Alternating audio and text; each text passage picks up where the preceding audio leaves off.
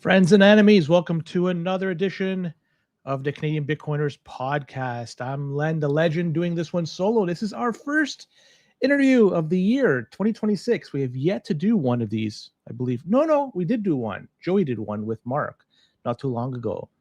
And speaking of Mark, well, let's bring up him in just a second. But today, I'm going to be talking to Mr. Arnome, and he's been on the show a number of times. And what we've talked about in the past was about the fork wars that seem to be going on in Bitcoin, his viewpoint on taxation, a bunch of things we talked to him about. But today, an interesting topic, potentially Canada stockpiling Bitcoin, at least trying to twist the arms of politicians to at least look at this as an option for Canada moving forward. And Noam is going to talk about this in detail. But before we bring him on, he's not yet in the back room. He'll be here momentarily. I just want to talk about today's sponsors. And I did mention Mark, and Mark was on the show not too long ago. And thank you, Mark, for coming on. He is the guy behind Easy DNS. Look, if you're looking to be a little bit more or a lot more professional, you want to have a website. And if you have one already, well, you can move it over to Easy DNS's kingdom over there, and they can help manage it, or you can start one up. You get domain names, squat on them. You know, this is the 21st century version of squatting on things, is buying domain names and potentially selling them in the future for some big gains. Not financial advice, but do what you want. Furthermore, you can move your domain name over if you have one somewhere else. You can do email hosting, start one up or move it over. Virtual private servers. So if you want to do, for example, if you want to do, say, a Nostr relay or maybe a BTC Pay server, you could use their services to do that. And lots of different options over there. If you do decide to go with Easy DNS, they do take Bitcoin for payment. Remember that. They take Bitcoin for payment if you want to go down that rabbit hole. Use the promo code CBP Media, because if you do that, 50% will be taken off your initial purchase and you're good to go. So check them out, easydns.com. Sponsor 2 is Bull Bitcoin. It's where I buy my Bitcoin. And if I were to sell it for fiat, I'm not going to do that. I'd use Bull Bitcoin, on-chain Lightning. They got you covered 2 different ways. I know that fees are slightly going up. Still, on-chain is the way to go. They're non-custodial. Non-custodial exchange is what you want if you're dealing with somewhere to buy Bitcoin. Why? Because, well, there's so many examples out there of people getting rugged where they trusted the exchange to hold on to Bitcoin. That is not what you want to do. You want to make your buy and you want it immediately sent to you. Bull Bitcoin, you got to provide a Bitcoin address in order to facilitate the buy. It doesn't have to be yours. It doesn't have to be a valid Bitcoin address, but you have to provide one. That's the only way they're going to do that. You can also pay bills with your Bitcoin. You can send people money indirectly with Bitcoin. Like, say you got to send your buddy some money that, they bought the dinner for you last night and you got to pay them back. Well, instead of paying them back directly with cash, you could have Bitcoin sent to Bull Bitcoin and they could send fiat to your buddy's account, e-transfer. So check them out. If you use our link below to sign up to Bull Bitcoin, all buys are going to be, and sells are going to be a little bit cheaper moving forward. Last but not least, we have the third sponsor, 256 Heat. Look, it's a cold Canadian winter, at least in this part of Canada. And a lot of people are just tired of it. And they want to stay somewhere warm. Inside is nice and warm. One way to heat up your home is to get one of these home heaters where they also function as a Bitcoin miner. You're essentially heating your home and getting paid to do so. What a wonderful service. These devices are extremely quiet. Joey normally has one running behind him during the podcast, and you can't hear it. You know why? Because Tuan at 256 Heat makes them incredibly quiet. They are resilient for having your spouse being pissed off because of the sound. They provide the heat. They give you some sats. Check them out. If you do go to talk to them, remember, we sent you. By doing so, if you let them know we sent you, 5% will be taken off your purchase and you're good to go. So we're done with the formalities of the show. I see Noam is backstage. I think it may be time to bring him on. He's a little bit early. I was hoping to do some riffraff with you, keep him on standby, but you know what? I don't want to keep him on standby any further. Mr. Arnome, are you there? Len, of course I'm here, and you can riff-raff away. I love your melodic voice, just carries me away to a land where I say to myself, do I need a Bitcoin heater? Like, what are the economics of that?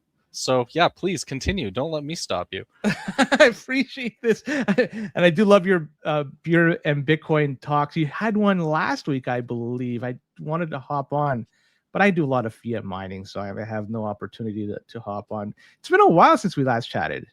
Yeah, I think we last chatted at kind of the start of what became the BIP 110 proposal, the BIP 110 proposal. That was the start of December, I guess. So now we're at the start of February. It's been a little Yeah, bit. yeah, but you've not just well, you've been doing some traveling. I don't want it to go too deep into that, but you're now back. Hopefully, you are rested. You went somewhere warm. I don't want to know too much about your travels, but I do hope it was well worth your while.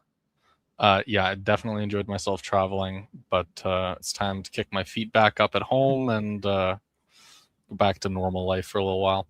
Now that Bitcoin's low, I mean, like it's you travel when the price is doing well. That's the trick. You do your dream stuff, you travel, you buy yourself a house, put down a down payment. That's for when the bulls are out and everything's great. When the bears have come out and you're like, maybe there is still another 4-year cycle going on here. Who the hell knows? Either way, it's going down, and I'd rather be buying than selling. It's time to pull back on the trips just a little bit and start stacking again. That's kind of where my head's at. Is like, what can I do to put some Bitcoin in my pocket at these prices? I'm kind of in a different mindset, and maybe I'm a total moron, but I am consistent with my approach.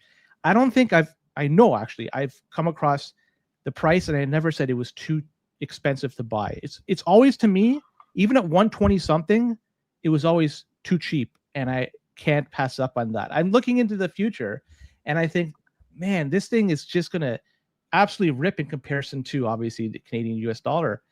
So I look at $73,000. What a steal! As a bargain. No, you're completely right. You're completely right. It's just, like I live on Bitcoin. I don't have any dollars, not for very long if I ever do, anyways. And so, I just find myself naturally psychologically inclined to save because I always have to spend and I always have to buy. If ever I have income, it's going into Bitcoin. It doesn't matter what the price is. Like you're saying, it's a steal at 75. It's a steal at 200. To be honest with you, if I've got income, it's going into Bitcoin. It doesn't matter what the price is. But boy, do I like it when the price is low.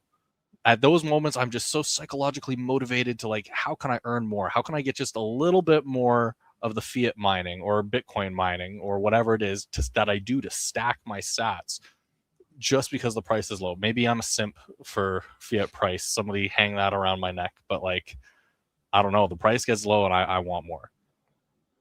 It may even get a heck of a lot lower if you look at those quote unquote treasury companies that stacked away when it was 6 digits, and they're now starting to report earnings, and it's looking very bad for them.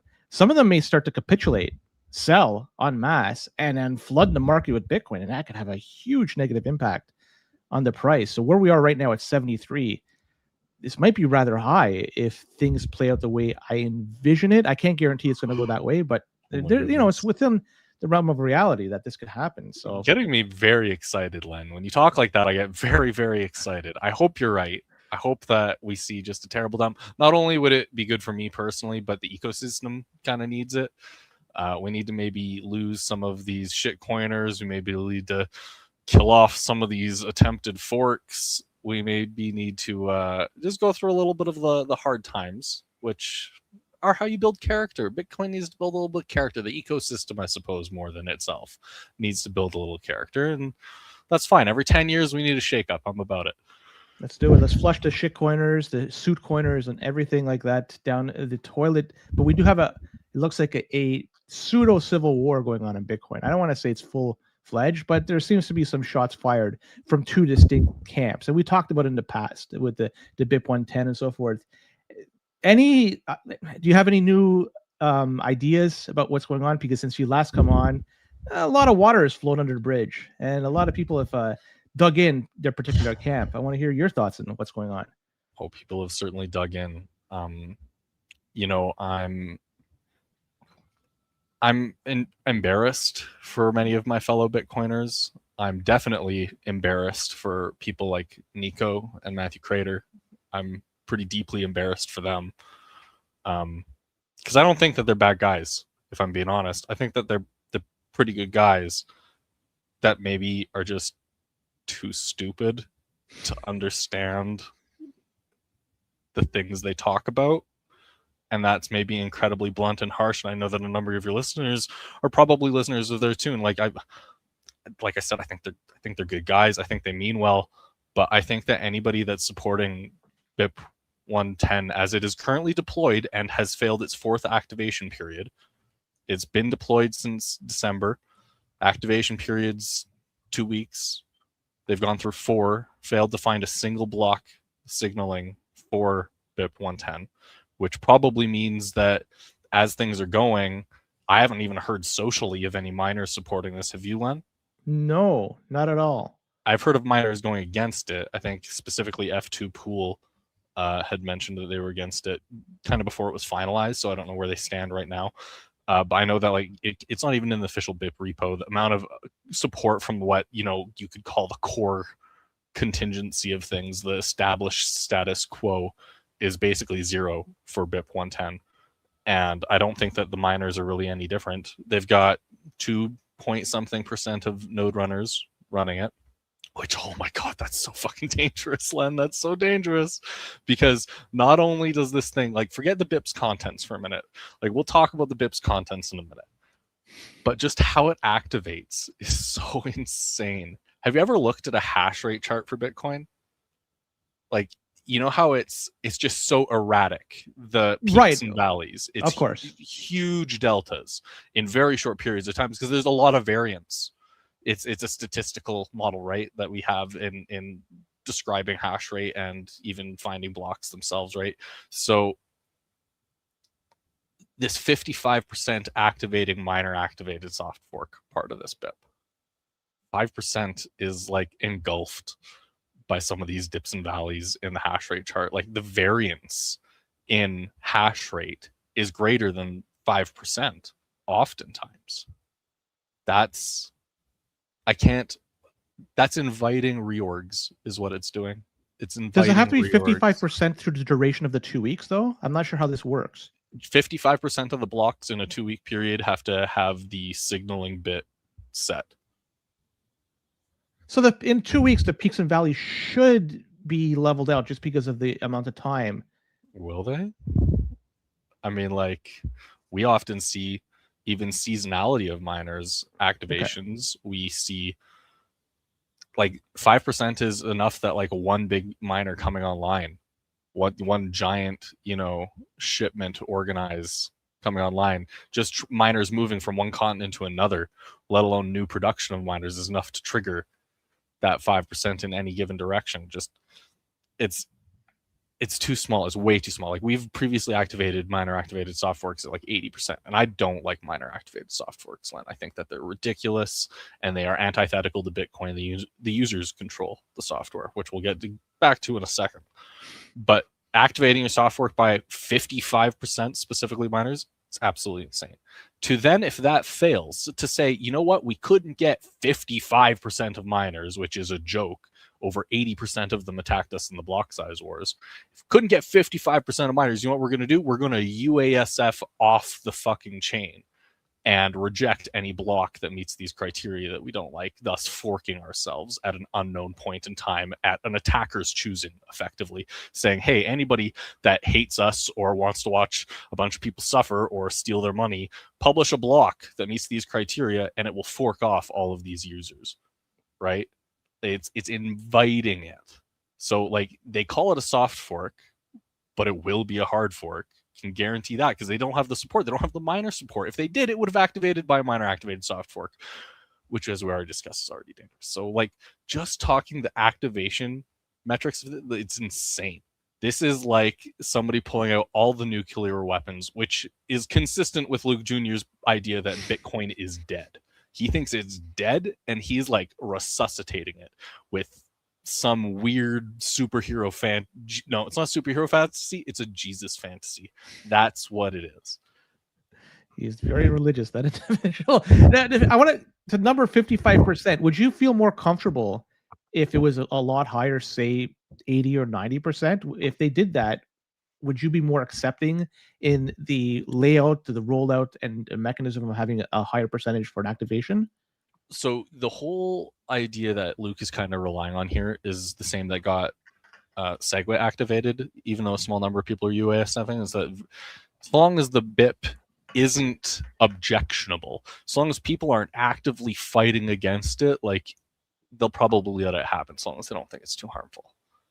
And that's where he's messed up here. SegWit wasn't really that harmful. Like, nobody actually thought.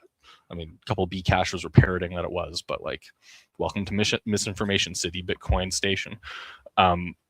It's not actually harmful. This BIP, just an activation like we talk about, is harmful. If they were to change those things, great, that's a step in the right direction. Let's talk about the 20 other things on the list that we need to do to make an acceptable BIP. And by the time we're down at the bottom of the list, we're going to be asking, why did we want this fork in the first place? And it's to stop an imagined attack of abusive material. Where is this attack of abusive material? It doesn't exist. Where are these laws that are allegedly going to be putting people in jail for having, objectionable material pass through their node? Where is the legal advice that suggests this is true? A phantom has been created.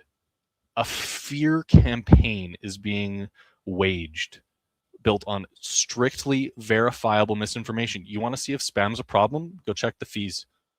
What are fees right now? 0.1 sat per vbyte. You can't be upset when people are filling the block space.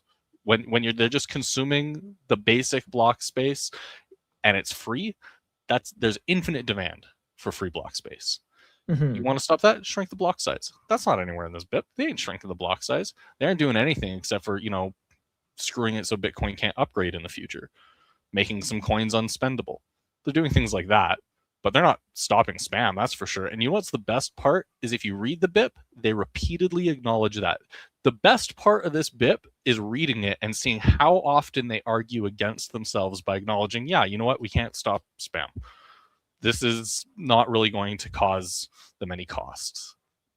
This could make coins unspendable. Like, they say it. Yes. They say it right there. It's yes. crazy. But how many people are actually reading that? Crater, why the fuck aren't you reading that? Why are you so obsessed with Adam Back and what he does or doesn't do with his investors? Again, fuck Adam Back, but holy fuck. Read the fucking BIP. You're leading people like Buffalo off a jump. And you're jumping out of the way. I know you're not going to be caught by this. All the people that are advocating for this, like, do I actually believe that Luke is sticking with this if it doesn't work? No. Luke Jr.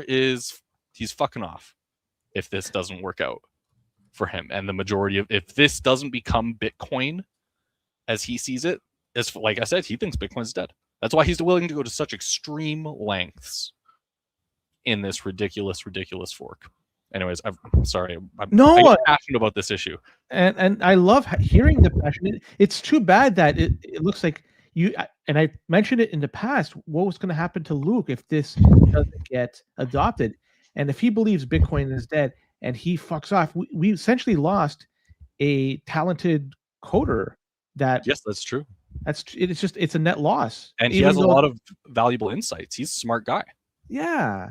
And it's too bad it may turn out to be that's the reality, is he may just be lost. He might be collateral damage in this war. But it's too bad. It's the BIP 110, like you said, there's even jargon. There's even talk about in the BIP about certain coins being potentially unspendable. And that is acknowledgement based on what they know. The stuff we don't know, which could come out as a result of this, like the unintended consequences, who wants to risk having any coins being potentially unspendable? That to me, it's just crazy. It's asinine to even think about that. Well, they're removing op-if entirely, right? Which, I've been advocating for many years now. People adopt more sophisticated and advanced means of securing their coins, so that what happened to Luke Jr. and they lose all their money doesn't happen to them, right? So using tools like Liana Wallet, which allow you to, through a visual interface, like build Bitcoin scripts for your inheritance, for your family, for an elderly family member that needs, maybe has dementia and needs limited access, controlled access to their funds. Bitcoin enables these kinds of advanced scripts. But with this BIP 110, the maximum script depth on a taproot tree is 7 tap leaves deep. That's it. You know what they say in this BIP about people who might lose funds because they can't spend it because it's on a tap leaf tree too low? They say, well, the most common spending methods are probably the top, so they'll just use a different spending method to get their coins. That's literally, I'm not even messing with you, Len. That's literally what they say, because they enumerate so many of these criticisms themselves in the BIP. It's illuminating to read what they think of these criticisms. They genuinely don't believe that they're a concern. They have no problem with the idea that some people somewhere, God, I hope that none of the people that I've been mentoring to use some of these advanced methods or maybe using op-if scripts accidentally get locked out because of this ridiculous BIP.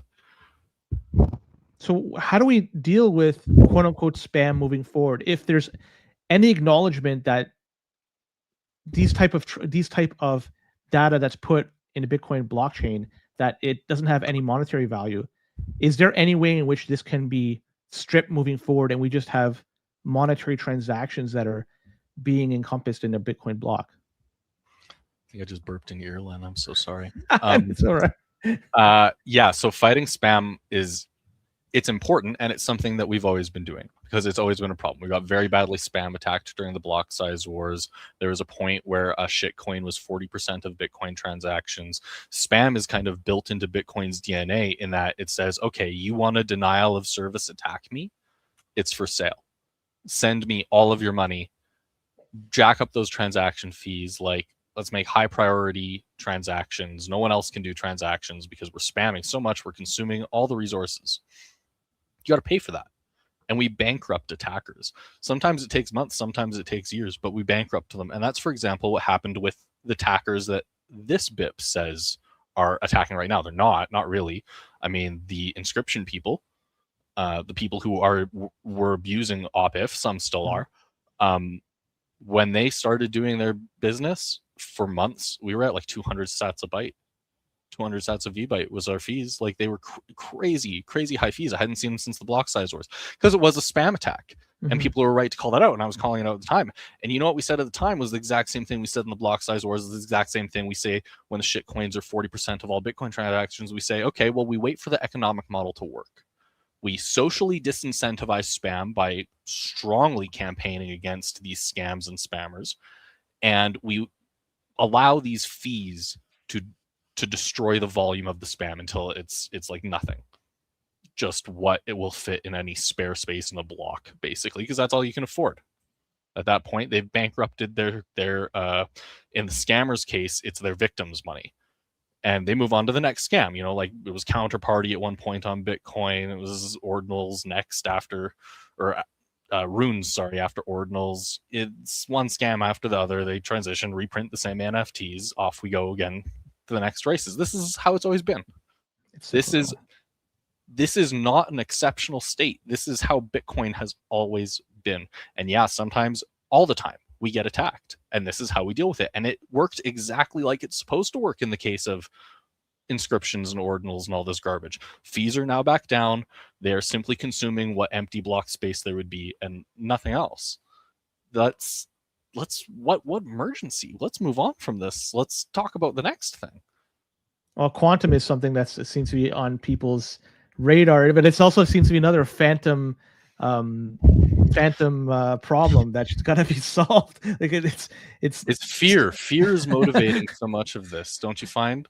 Yeah, the BIP 110 and quantum, they go hand in hand in the fear tactic to try to solve the problem that may not even exist. So it gets views, right? It gets people's attention. It's exactly like how the news is or used to be. You tune into the news and it's all murders and robberies, and you'd think that your neighborhood's burning down, but it's not. You live in the city. There's always at least one murder. There's always at least one robbery. Like, it's statistically insignificant relative to the whole. It doesn't represent the whole picture. Mm-hmm.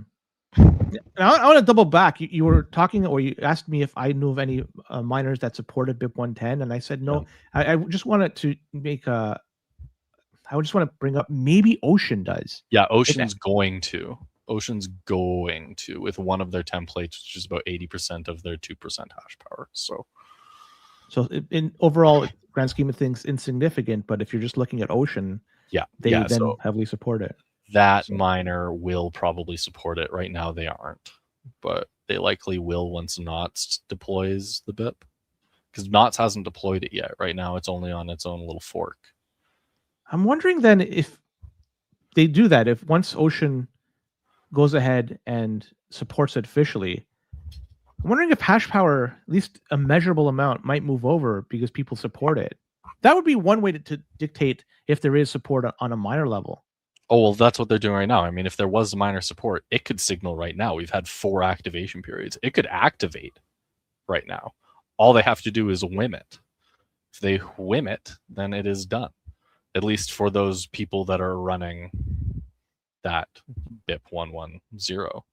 Honestly, for me, if it ever came to that, which I don't think it does, I've seen no evidence that this is going to have any kind of support from any kind of businesses. There's no money behind this. There's no.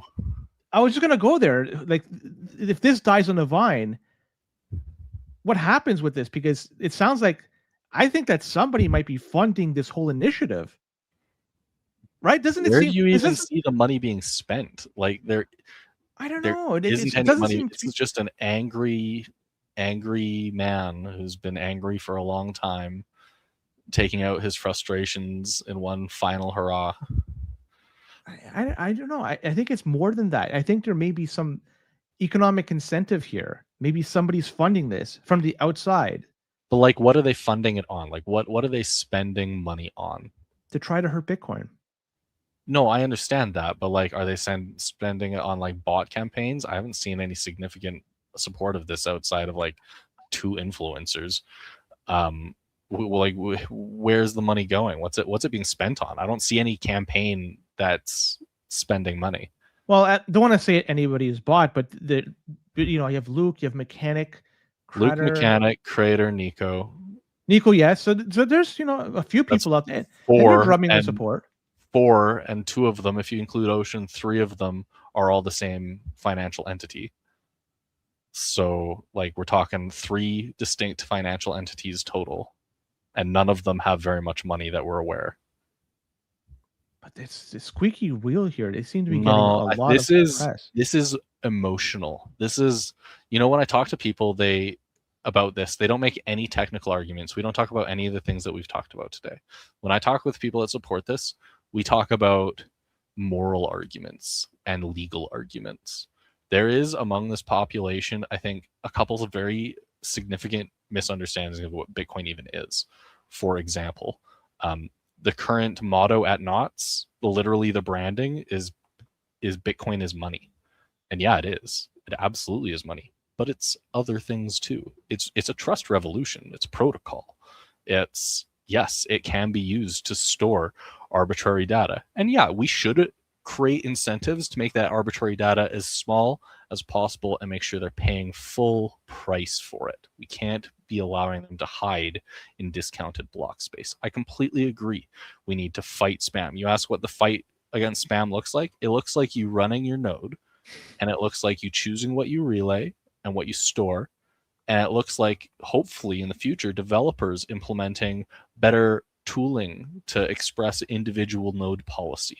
That's what we really need. That's what is almost being subverted by this whole BIP 110 thing. Like, we were in the process of holding Core accountable for some pretty egregious breaches of trust, if I'm being honest. Pretty egregious breaches of trust. And now that has had to be totally sidetracked by this clown show out of Luke Jr. and the Knots community in BIP 110. It's sad. I'm very sad about it. It probably is going to delay us holding Core responsible in any meaningful way by like years. Yeah, you got to wait for them to fumble the ball again, and that time, who knows what the damage is going to be. And then something I don't want to think about, but we will have to address it though. One thing I'm kind of, I don't want to say disappointed, but I'm just shocked that there aren't a number of core clients, or number of Bitcoin clients out there that we could use. I know that there's Knots, there's Core, and there's a few others, but considering how big Bitcoin is, how many users use it, I'm just shocked we don't have a shitload of clients we could use, and to give people variety in which they could choose to run and give them some flexibility. Like maybe this is an opportunity that we could have some people get a fire lit under their ass and get them to do that. Maybe some donations flowing their way. But man, we need more clients. We need more alternatives. We've been more talking options. about this nonstop in the Bitcoin Discord, and you know, it might be going somewhere. So are you familiar with lib Bitcoin kernel or some of the other internal libraries of Bitcoin Core? I've heard of it, yeah.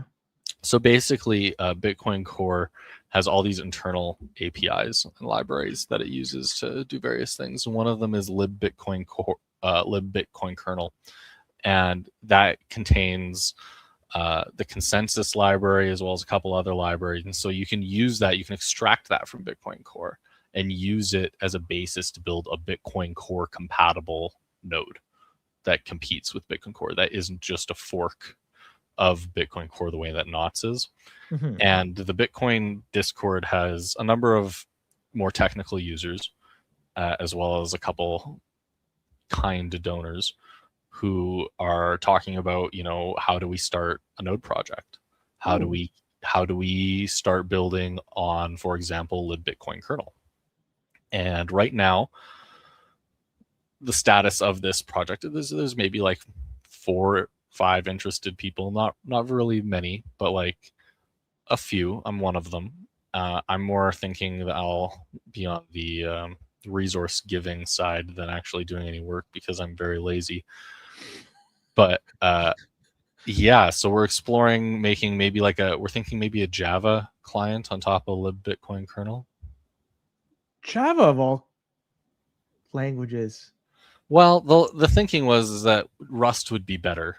We wanted to maybe do Rust, but the truth is that if the goal is popular support there and like development effort to attract developers, there are a lot more Java developers than there are Rust developers or Go developers. No C++ or C? We already got that. We already got Cool. C++. You got in-house? You got these. I look at that, and it seems to be, you know, C is the godfather of all the languages, and I think if it was my preference, I would do Rust. But I think that for practical reasons, anytime I'm choosing a programming language for a project, it's very rarely the language that I would prefer to use as the person making it. It's the language that I think I'm going to be able to hire people in. It's the language that I'm doing basically a cost analysis in both time, effort, and money for every given language in the things that I expect of the future, the space-time cone of possibilities that I expect of this project. And oftentimes, for example, I hate JavaScript, but I'll end up using JavaScript just because it's universally deployable. It's everywhere. I wouldn't call it lightweight, but like it runs on anything. And yeah, it's accessible, and it has the largest population of developers I can draw from. So like, and they're cheap because they're bad. But that's beside the point. Sorry, JavaScript developers.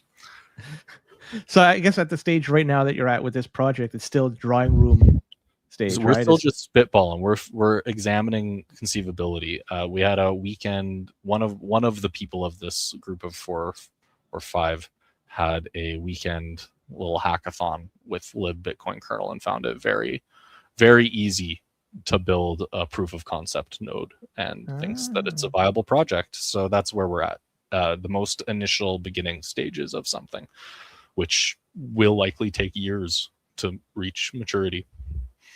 And anybody that's interested in learning more, you go on bitcoindiscord.com and you'll be able to get directed there to the Bitcoin Discord. Bitcoindiscord.com. Can I don't want to give you whiplash, Len, but there's something that I came on here that I really want to talk about. I want to talk about it. Canada? Yeah, I want to talk about Canada, you guys. Let's talk about Canada. We're both Canadians. Yeah, this is the Canadian Bitcoiners podcast. Canadians, gather around. Let's take a knee. Let's do it. Let's talk about this situation that we're in geopolitically. We're, as Carney called us, we're a middle power. I think that's an accurate description, as much as I very much resented that speech in Carney himself.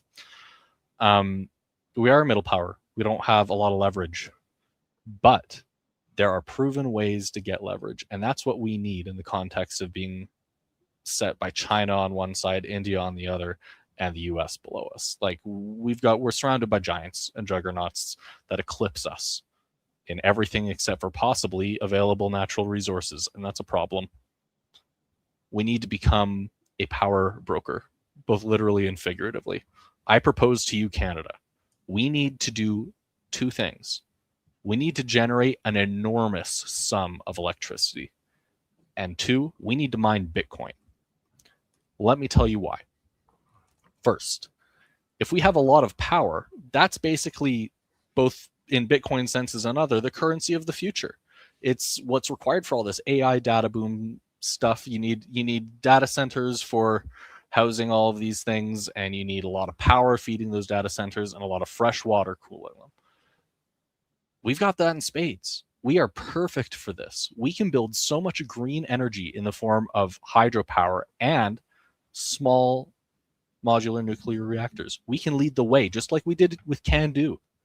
We can lead the way in nuclear reactor technology, have small modular designs. This power part of this strategy gives us leverage. Every military in the world is going to want the best of the best in small modular nuclear reactors for their warships, for their whatevers, right? It's going to be key technology, especially as it miniaturizes. We need to be on the forefront of it. Two, every country, every consumer group, it appears, wants to just throw compute at things. We need power and compute. We need all of that stuff. That gives us leverage with people, our trading partners, so that when our trading partners threaten us, we can have something to threaten them back with. You don't want to play nice with us, America? Well, you're not getting our nuclear reactors. You don't want to play nice with us, America? Well, not getting our power. We've got Bitcoin. They want to threaten us by saying, like, say, do what we want, or we're going to stop buying your power. Fine, we mine Bitcoin. We have an infinite buyer of last resort for our power in Bitcoin. And we don't have to buy batteries. We get the most robust energy grid in the nation. We get Bitcoin miners subsidizing that. We get geopolitical power. We can be, you look at states like Saudi Arabia, Kuwait. You look at places that are like oil states, for example. They've been using power in exactly this way. They leverage it. We can do the same. Electricity is going to be what it is in the next 20 years, 50 years. Like, let's set up for it. You want to talk generational investment? Forget, shitty loans through the Canadian Investment Bank, Mark Carney building the houses. Let's build giant power plants and then giant neighborhoods of houses right beside them. Like, let's have some huge spending investing in Canada in the future and making a Bitcoin treasury while we do it. Imagine 20 years from now what a Bitcoin treasury would do to our welfare state. You want to see your taxes go to zero? Sacrifice a little bit now, and let's just retire the whole country on Bitcoin the same way Norway did their sovereign wealth fund, which we should remind people was modeled after Alberta's failed heritage fund. There's a way to do this. It's power and it's Bitcoin. Vote Mr. Arnome in 2026. I will vote for you if you're right. The problem is having, in this political climate, the initiative to try to build with SMRs and other energy generation stations. It's going to be a challenge. I'm with you, but the initial cost is going to be huge. They'll be more than happy just to find ways to spend that money elsewhere, and then just we'll deal with the electricity in the future. And I think having electricity as a scarcity gives the people in power more ability to maintain power, so to speak. It becomes a a tool that they could leverage in the future to try to push power to certain areas and try to limit power in other areas. Because if you look at Ontario, for instance, we are starting to build more nuclear reactors, but up until that point, it looked like we were going to be in a energy deficit. Quebec is estimated to be an energy deficit in the not too distant future, and they have seemed to have unlimited power over there. All these provinces, BC too, they're sometimes in a position of being in the red with energy generation. It seems to me that's just the norm, and it's going to be a bigger norm as people ditch internal combustion engine cars and buy EVs. That energy's got to go to somewhere. It's going to go to those cars, and it's not going to go to your cell phone, your AC, your rates are going to go up a lot. That's for sure. Yeah. And I mean, they already are. And even just, utility bills are insane even already, and it's only going to get worse. This is another reason we need to invest in this, and it's going to create a lot of jobs, not just at like the power plants and the communities that they support, but like all the industries that cheap power attracts. You want to bring things like aluminum manufacturing back to Canada, back to Quebec. You know how you do that? Cheap power. Give them basically free power because it's so subsidized by the state. You just got yourself 1,000 new jobs. Like, you want to bring manufacturing to Canada? Cheap power. That's how you do it. You don't need to compromise on our safety standards. You don't need to compromise on our wages. We can cut their costs in other ways that are good for all of us Canadians, not just the businesses we attract. So how do you do this? How do you sell to the people that, I mean, aside from your conversation, you've got a spiel. You need to vote NOM 2026, and like, so these ideas need to get out there. Somebody needs to be championing and advocating for them. It's really sad. I know a lot of people like to pretend that the Conservative Party of Canada ever supported Bitcoin.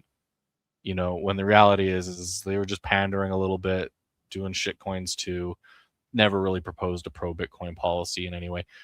There is room for a politician. If they're willing to pander to Bitcoiners, like, let's actually pander to Bitcoiners.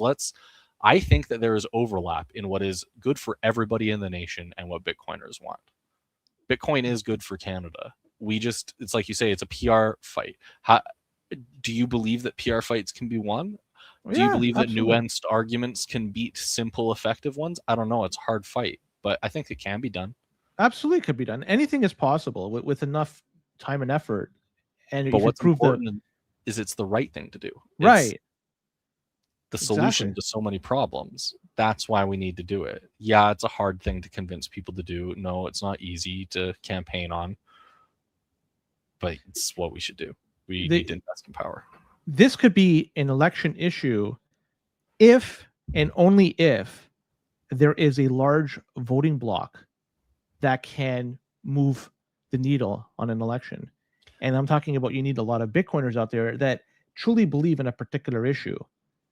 And that's right now, unfortunately, Bitcoiners, they don't have numbers. They're few and far between. And even, if you say you're a Bitcoiner, how many people are truly Bitcoin? How many people run their own node? Like, there's a lot of people out there that they say, that they're into Bitcoin, but in reality, they're still neck deep in fiat.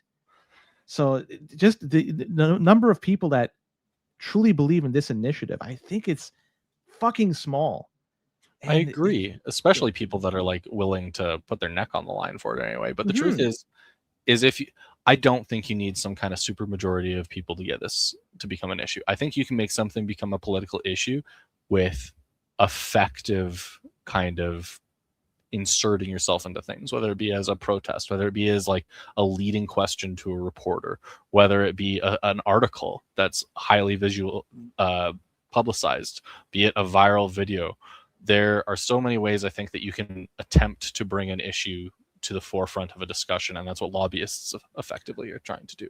I was just gonna go there, the lobbyist route. I know in the United States that there seems to be a movement to have Bitcoin, the narrative brought of Bitcoin to politicians like congressmen and senators, but it's not our narrative. It's Coinbase's narrative. It's somebody's Binance's narrative. It is a narrative that is inherently anti-Bitcoin, pro-shitcoin scam, and it's a bad narrative. We shouldn't be for it. And you need to look no farther than the U.S. to see what happens. Can't tell you how many Bitcoiners I told that we wouldn't be getting a pro-Bitcoin presidency out of Donald Trump, but we certainly haven't. Is it any easier to access or use Bitcoin today than it was then? No. If anything, they're prosecuting Bitcoiners, like, for example, Samurai Wallet. They went right after that. They are tightening the tools that we can use for anonymity. They are still talking about things like whether they should allow us to have wallets. I just don't feel like they've made any progress in any way, shape, or form. Progress looks... On one front, they've made progress. And I would say that they have at least some Bitcoin on the balance sheet that they are choosing not to sell. Okay. Now, how they got it, we may not like it through confiscation, but they confiscated it, they have it, they don't intend to sell it.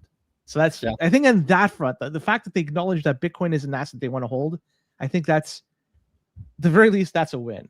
That's the only one I could see. You're absolutely right about that. I guess when I'm thinking about pro Bitcoin policy, I'm imagining more pro for like the citizenry, like better Bitcoin accessibility, less, maybe KYC stuff, maybe some laws or regulations mandating that most exchanges be non-custodial. Like, we don't even need any complicated. We can reduce regulatory requirements. I've never understood why conservatives can't get behind. So I'm not a conservative, but like, I know most conservatives in my life, they hate regulation. They hate all of that make work bureaucracy that comes from things like the federal government, that it annoys them. Why don't we use Bitcoin and then they don't need to do things like KYC so much, because we can profile the Bitcoin transactions, or we can use, like, say, a zero knowledge proof identity system that doesn't require we disclose all of our personal information to, everybody, and build that on top of Bitcoin. Well, in reality, everybody that's in power loves to have that. Of course, because that is the power. Having your it is the power.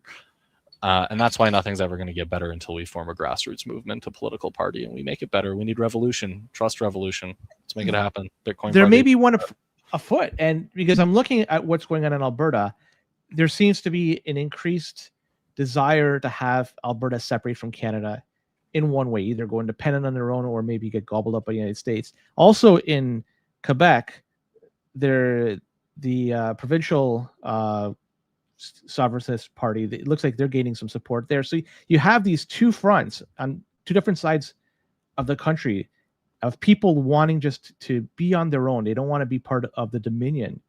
That's going to be a fucking problem for Canada. And that's going to be the thing that politicians are going to probably address first. And I can understand why they want to address this first. Something like dealing with Bitcoin, power generation, building up that to try to become a power broker of the world, that unfortunately is going to get lost in the sauce. Well, but what that really is, the issue is that's the U.S. attacking us. That's having to get in bed with things like China and India. That's like, we're in a position right now where we are the world's football. It is not a good position to be in, and we need to grow our strength so that we are negotiating from a position where we have leverage and power, literally and figuratively. So, like, to me, it's about that, because I see that as the biggest issue that affects Canadians. It's not about the power. It's not even about the Bitcoin. Both of these are just tools to address the problem that we're in geopolitically right now with the states. Yeah. Like anything, you have to accentuate your strength and hide your weaknesses. What are Canada's strengths? You touched upon it. It's the natural resources. But we have been hesitant to bring that to market, some of these natural resources. Why? I don't understand. No, I mean, I kind of get it. There's the environmental narrative behind that, but the reality is, Canada's blessed. We have lots of fresh water. Nations would love to get that. We have energy like gold, natural gas. We have coal, we have uranium. We have gold, diamonds. We have so much here that we have to offer to the world and ourselves. But for some reason, there seems to be this sticking point of the environment.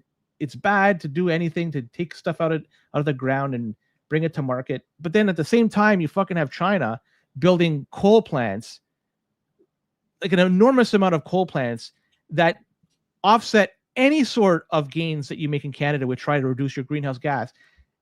I look at this and I'm just shaking my head. This is fucking stupidity. So, My ex is a geologist, works in a mine in Canada here. And I'm a fisherman. I like to fish. We got all these freshwater lakes. I like to fish.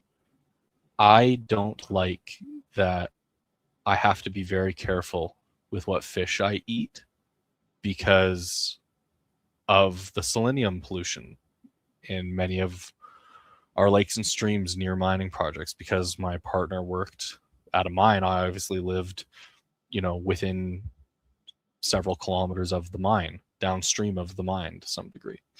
And it's not like the carbon we're putting into the air through the mining that I'm so concerned about with the mining. It's what are we going to destroy our freshwater resources? Because that to me would be very foolish if we severely negatively impact our freshwater resources to chase a couple short-term gains in a mine here or there. That's fair. I don't really. I buy that. I totally am on board with that. You don't want to destroy something nearby, especially something that is potentially valuable to a lot of people, just for the sake of short-term profits. 100%. I like if we could mitigate the harm of some of these pollutants. Like the problem with the selenium pollution is there's just we haven't figured out anything we can do about it. Like it's not even like there's a solution and it's expensive and we're not doing it. There's just we haven't figured out how to do anything about it, and that makes a lot of mining areas very concerning because mountains are often where you do mining or mountainous regions, and water tends to flow downhill. Yeah. I'm wondering if there's other areas that are far from anybody and far from anything that is. Oh yeah, they are. But then the water flows downhill, and it crosses the provinces, and it goes into the states sometimes, and like it flows. We're a big country, a lot of water in it, a lot of connected bodies. Yeah, I get that. I'm just wondering if there are places out there that there gotta be. There gotta be, and that's ones we should be exploiting, and we Absolutely. should be taking. It's just. I think that in those cases, there's always it's like they're too far away from population centers or things like that. Bitcoin. Exactly. Like Bitcoin solves so many of the location-specific problems, the logistic problems of some of these projects, and I wish that they understood that, but they don't. Yeah, it takes very little to set up a Bitcoin mining operation. Simply just, I'm maybe very much oversimplifying things, but having a trailer drop there with somehow you're powering it through a generator nearby and maybe gas or whatever, and you have internet from the sky from Elon Musk, and boom, you're off to the races. You're exactly right. That is. Have you seen those? Like they're great. So like I've been to a couple sites that have them, and they're exactly as you describe. And there's a couple companies that do them like turnkey. You don't even have to think. They drop off the container. They turn on the fans. They set up the natural gas generator. So it's usually coming from like a mining site, and they'd otherwise be like flaring the waste gas. Yeah. But instead they feed it into a generator and it mines Bitcoin. Yeah. And you get so much less pollution. So like people who tell me Bitcoin pollutes make me crazy. Bitcoin is a revolution in power logistics, and that also means green energy. It funds and subsidizes renewable energy, just like I was describing it could do for Canada. Like it's actually kind of amazing at capturing trapped power. Do you know how much power we just dump into the ground? Spoiler, 30%. Do you know how much better it would be to just mine with that?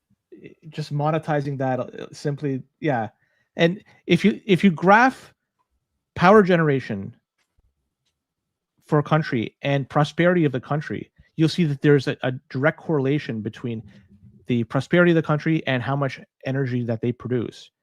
It's very rare you're going to see a country generate a lot of power and not be prosperous. And also the flip, you won't see many countries out there that don't generate a lot of power and also is very prosperous. There's not too many examples of that. So it just makes sense. This is what I'm saying. I'm 100% on board. I don't think Canada does a lot of venting, flaring. Yeah. So this is just one way that, for example, I'm not sure if you've seen these before, these upstream data containers. It's a prominent guy on Yeah, Twitter they're Stash one of the X. ones that does the sea cans full of miners, right? Yeah. Yeah. And Yeah, I've they seen try their to stuff. simplify this in such a way that they make it very easy just to set it up. You have excess energy that you have, they'll come in, set it up, and that will be monetized. Not just Canada. The world should be doing shit like this. Yeah, Right? and This we is should be leading the way and selling it. Like, forget even letting some company in wherever get rich off this. Why isn't there a crown corporation exporting brilliant Canadian ideas like this that everywhere in the world should be using? Like, man, I'm such a commie. I want the state to be big and mining Bitcoin and funding my luxurious lifestyle while I fill the loo. any sort of blessing of Bitcoin is going to be detrimental to the longevity of that currency, the currency that they support. Right? You can't have a country go out there and start saying good things about Bitcoin, but also saying good things about whatever currency they No, use. see, I don't agree. I don't agree with that at all. In fact, I think that the smart country, here's what they do. And here's also what Canada do should, again, vote no in 2026. What Canada should do is we should back our treasury bills with Bitcoin smart contracts, literally Bitcoin locked in contracts that are time locked, that expire at the time of maturity. I want to literally back Canadian debt with Bitcoin we mine. And that way, people who invest in us, they are guaranteed some form of return on their T-bill, regardless of what government is in power. They don't need to trust Canada, regardless of how we inflate the currency. You get to have more faith in giving Canada debt, in letting Canada print money, because we're using it to give you Bitcoin. And you can make sure that we are going to do that no matter what, because you can execute it through Bitcoin script. You no longer have to trust us. There is a move here in which we can use Bitcoin to make fiat better, to make fiat stronger, increase the debt we can actually achieve with fiat, increase this ridiculous bubble, because now we're backing it with something. Now we're actually putting a backstop on it and saying, see, you can actually trust us at least to this degree. At least to that degree. And when we're looking at T-bills that, have decade-long maturation rate, like, what's Bitcoin going to be in a decade? Yeah. Like, what's going to be the actual value? We're going to be 5 years are going to go by and people are going to be like, holy shit, Canadian T-bills from 5 years ago are worth 10 times the value of the T-bill. Like, you have to buy Canadian treasury bills because they're the best investment you can get. It'd be awesome to see that. Forget Michael Saylor. You want exposure through MicroStrategy through Coinbase? Like, no. How about completely tax-free T-bill investments with guaranteed Bitcoin kicker returns? How about that? As long as you control the address that it's going to be sending to at the end of the maturation period, well, you would control the unlocking script on the time lock. You would have the key for it. So you would be able to unilaterally know you can unlock that. You're not trusting anybody. You have the keys. They're your keys to that T-bill. That would be monumental, but let's be honest. Even with nobody's going to do that except Mr. Arnome. So vote Mr. Arnome 2026. That's what I'm. Just write it in, just big letters over what. Doesn't matter if it's a municipal election. Doesn't matter if it's a provincial election. If we have a surprise federal election, you better be writing in it. Just write it in big letters there. People are going to be like, oh, there's millions of spoiled ballots. What's going on? And you're going to be the one that knows, Len. You're going to be like, oh, I know what happened here. Everyone wrote in Mr. Arnome because he has such a good Bitcoin energy policy. Oh, what a smart guy that guy and is. A good vibe, too. I would say focus your attention on building a competing client or a new client. I think that's probably the best. Are you squashing my political ambitions, Len? Is that what's happening? Unfortunately, this movement won't have enough steam to get even a blip on the radar. Wow. You see what he's saying about you, Canada? He's saying that your support of my brilliant ideas isn't even going to be a blip on the radar. I think I'm notorious for this. I think that it's a lost cause. That's the reality. I think what we have here is done. We're living on borrowed time, and people have to make arrangements to figure out where they got to go to next. I don't think Canada's Yeah, and it's sad. I mean, I was born here, but I make every effort to not die here. I don't know that we need to necessarily, because the truth is everywhere is getting pretty bad. I don't think Yeah. you necessarily need to leave right now. I think what you need to do is be prepared. You need to be using Bitcoin so that you always have accessible capital you can use to escape if you need to. That's what you need to do. 100%. Have yourself safe and secure with options to get out. You're 'Cause no you never- longer in the real estate game, right? You've ventured off the. Well, yeah, yes and no. Yes and no. Is that's a fucking money pit? That's a rabbit is a hole you don't money want to go down. Well, Tenant rights, they are yeah, so so strong. that's the ticket. I decided that I didn't want to be a landlord for other people anymore. I just wanted, my own little McMansion. So I reinvested all the money I had in real estate into a giant primary residency. That's the way to do it. Fuck everybody. You've earned it. Do it, man. No, it's not the way to do it. I mean, like, we're some of the most expensive housing in the world here in Canada, especially in Vancouver and Toronto. So yeah, what you gonna do? The good thing is sooner or later you could sell it later on for probably a profit, as long as things don't go tits up. But we'll see what happens. Oh, I hope not. We really need some reform on housing. We need cheaper housing. If my housing investment collapsed, I'm happy. We need reform in that regard. If it collapses because of not reform, but because the market just capitulates, and you have now the bank becoming the landlord because people are just walking away from mortgages, you're in a situation, 2008 situation, but much worse. Is in 2008, everything was a much smaller amount. Now everything is multiplied because the dollars are worth much less. More people now have risk in real estate. Interest rates are much higher now. Canada has, I think, the fourth most debt in the world. We're in for it, man. So yeah. That's why I can't buy enough Bitcoin. 72.9 is showing on my block clock. The fucking thing is on sale all the fucking time. Just keep buying. This thing is gonna go. That's what I'm saying. I'm so desperate to get some more. Like, yeah. I need to immediately be earning more, and I'm so crushed because like I said, I've just invested in my dream home, and I'm like, oh, do I immediately sell it and buy Bitcoin? No, you gotta live. You only have one life, depending on what you believe in. But that one life, make it the best for you. Yeah, you could live for today, but also live for tomorrow. There's, don't be like everybody needs to look at their own context, right?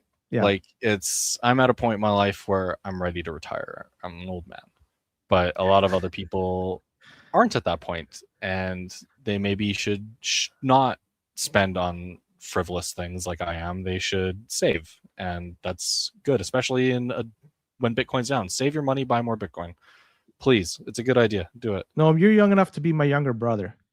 Don't talk to me about that one. That is the truth. All right, we're an hour deep. I think it's time we should just cut it loose now. But before I do, in case anybody wants to reach out to you, Noam, where could they find you?